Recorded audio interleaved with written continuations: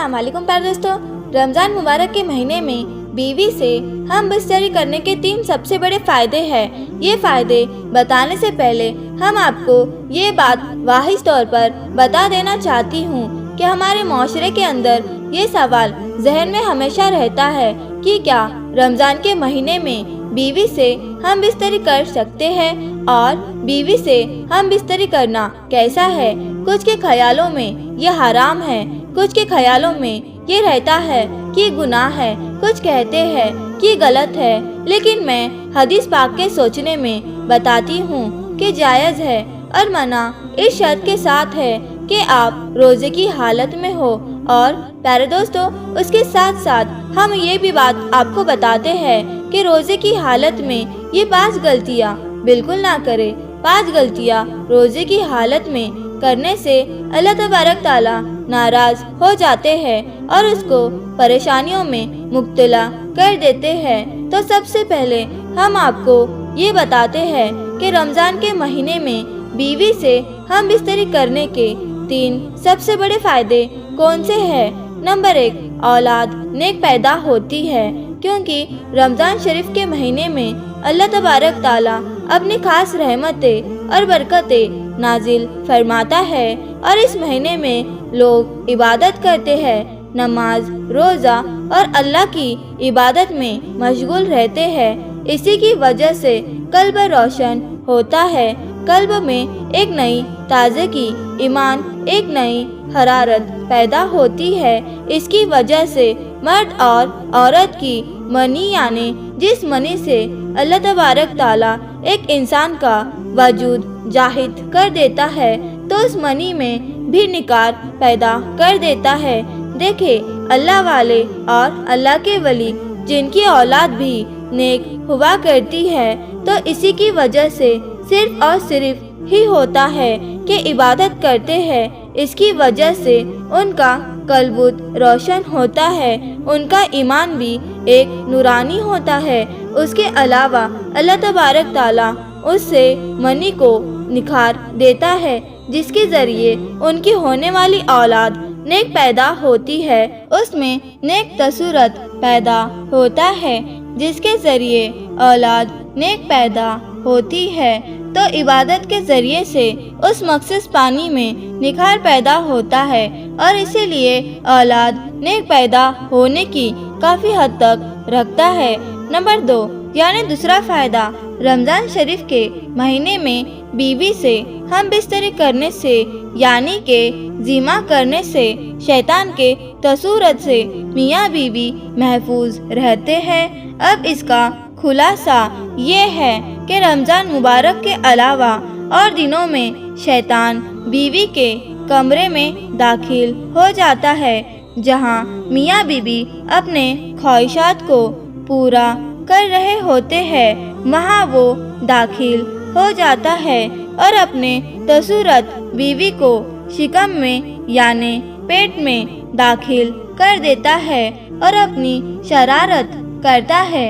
इसी की वजह से शैतान शरारती औलाद पैदा होती है। अब आप सोच रहे होंगे कि ऐसा कैसे हो सकता है। हम आपको बता दें कि अल्लाह के महबूब हमारे प्यारे आका हज़रत मोहम्मद मुस्तफ़ा सल्लल्लाहु ताला अलैहि वसल्लम ने इरशाद फरमाया कि शैतान तुम्हारा खुला दुश्मन है। जब बच्चा पैदा होता है तब शैतान आ जाता है बच्चे को परेशान करने के लिए और उसके साथ शरारत करता है। बच्चा काफ़ी परेशान रहता है दोस्तों। तो इसीलिए बच्चे के पैदाइश पर अजान पढ़नी चाहिए ताकि बच्चे को राहत मिल सके और शैतान भाग जाए। हज़रत मोहम्मद सल्लल्लाहु ताला अलैहि वसल्लम ने इरशाद फरमाया कि अजान पढ़ने से शैतान काफ़ी हद तक काफ़ी दूर भाग जाता है। इसीलिए अजान पढ़ने में देरी ना करे, बल्कि बच्चे के जैसे ही पैदाइश हो तो उसी वक्त अजान पढ़ लिया करे। अल्लाह के नबी सल्लल्लाहु ताला अलैहि वसल्लम ने फरमाया कि जब मौत का वक्त करीब आता है तब भी शैतान अपनी शरारत से बाज नहीं आता, वहाँ पर भी आ जाता है, तभी भी उसको پریشان کرتا ہے تاکہ اس کی زبان سے کچھ نہ نکلے اور کلمہ طیبہ اس کے زبان سے نہ نکلے۔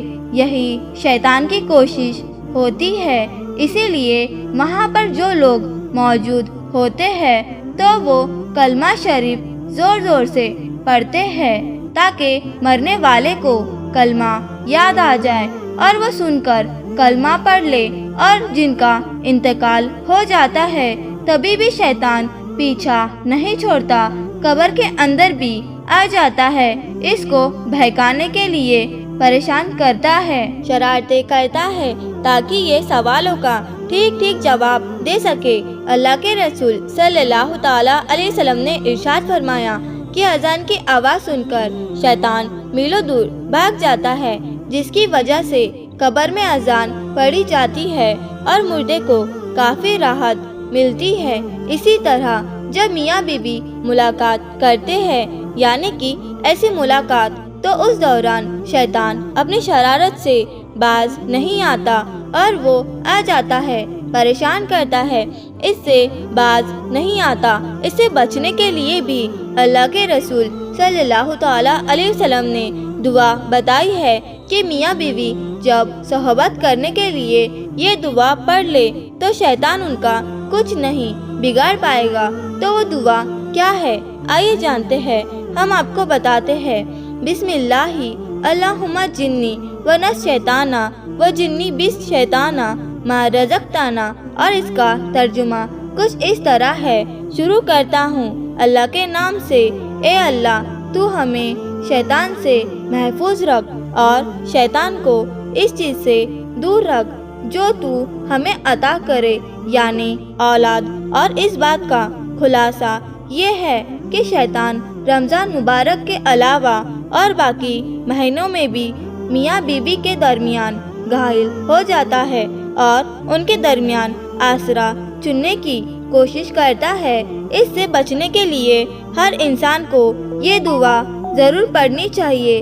رمضان مہینے میں ہم بستری کرنے سے اولاد نیک پیدا ہوتی ہے، اس کی امید بڑھ جاتی ہے، کیونکہ اللہ کے پیارے نبی صلی اللہ تعالیٰ علیہ وسلم نے فرمایا کہ رمضان کے مہینے میں شیطان کو زنجیروں سے اللہ تبارک تعالیٰ جکڑ دیتا ہے۔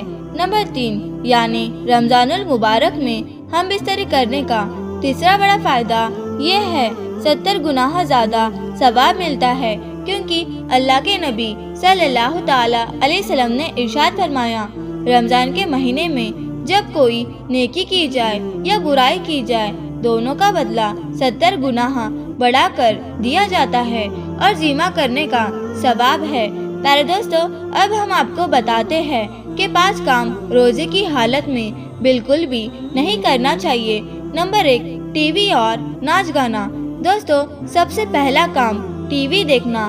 آج کل یہ دیکھنے میں آتا ہے کہ کچھ لوگ رمضان کے مہینے میں بھی ٹی وی دیکھنے سے باز نہیں آتے، روزہ رکھ کر بھی پورا دن ٹی وی کے سامنے بیٹھے رہتے ہیں۔ لیکن ہمارے پیارے نبی صلی اللہ تعالیٰ علیہ وسلم نے فرمایا، ناچ گانے سے منع فرمایا ہے، اور یہی بات نہیں، ناچ گانا دیکھنا اور ٹی وی دیکھنا تو رمضان کے علاوہ بھی دیکھنا حرام ہے، کیونکہ دوستو اس طرح کے کام ذکر الہی سے روکنے والا کام ہے۔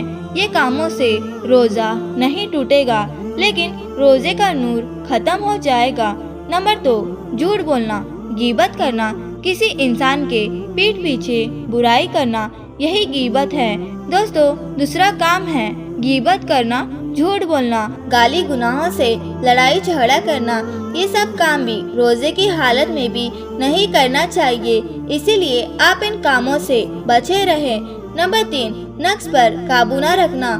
دوستو، جو روزے دار اپنے نفس پر قابو نہ رکھتا ہو تو ایسے شخص کو روزے پر اثر پڑتا ہے، اور بعض مرتبہ انسان کا روزہ ٹوٹ بھی جاتا ہے اور بعد میں مکروہ بھی ہو جاتا ہے، جیسے کہ اپنی بیوی سے گلے ملنا اور گھوسا لینا درست نہیں ہے۔ حضرت ابو ہریرہ سے روایت ہے کہ ایک شخص نے حضور کریم صلی اللہ تعالیٰ علیہ وسلم کے روزے کی حالت میں بیوی سے گلے ملنے کا سوال کیا تو نبی کریم صلی اللہ تعالیٰ علیہ وسلم نے اجازت दे दी। फिर एक शख्स आया, उसने भी यही सवाल पूछा तो नबी करीम सल्लल्लाहु ताला अलैहि वसल्लम ने मना फरमा दिया, यानी कि दूसरे शख्स को इजाज़त नहीं दी। हजरत अबू हुरैरा बयान करते हैं कि जिस शख्स को नबी करीम सल्लल्लाहु ताला अलैहि वसल्लम ने इजाज़त दी है वो शख्स बूढ़ा था, और जिसे इजाज़त नहीं दी थी वो शख्स नौजवान था। नंबर 3, गंदे काम करना। दोस्तों, रोजे की हालत में बेहुदा जहालत के काम यानी कि गंदे काम और बातें करना भी मना है। हजरत अबू हुरैरा से रिवायत है कि नबी करीम सल्लल्लाहु ताला अलैहि वसल्लम ने फरमाया, रोज़ा सिर्फ खाने पीने से रोकने का काम नहीं है, बल्कि बेहुदा और गंदे कामों को रोकना भी है। लिहाजा अगर कोई गाली गलौज करे तो उनके पास से हट जाए और उससे कह देना चाहिए, भाई मैं रोजे में हूँ और मैं तुमको कोई जवाब नहीं दे सकता। इसके अलावा रोजे के हालत में ये काम भी नहीं करना चाहिए। नंबर 5, नाक में पानी डालना। दोस्तों, कुछ लोग रोज़ा रखकर ये गलती भी करते हैं। जो लोग रोजे की हालत में कुल्ली करते वक्त नाक में पानी इस तरीके से चढ़ाते हैं कि पानी हलक तक पहुंचने का डर होता है, हमारे प्यारे नबी सल्लल्लाहु ताला अलैहि वसल्लम ने इससे मना फरमाया है। इस तरह नाक में पानी डालना जायज़ नहीं है। प्यारे दोस्तों, ये वीडियो आपको कैसी लगी हमें कमेंट बॉक्स में ज़रूर बताइएगा। तो हम मिलते हैं एक नए वीडियो के साथ, तब तक के लिए अल्लाह हाफिज़।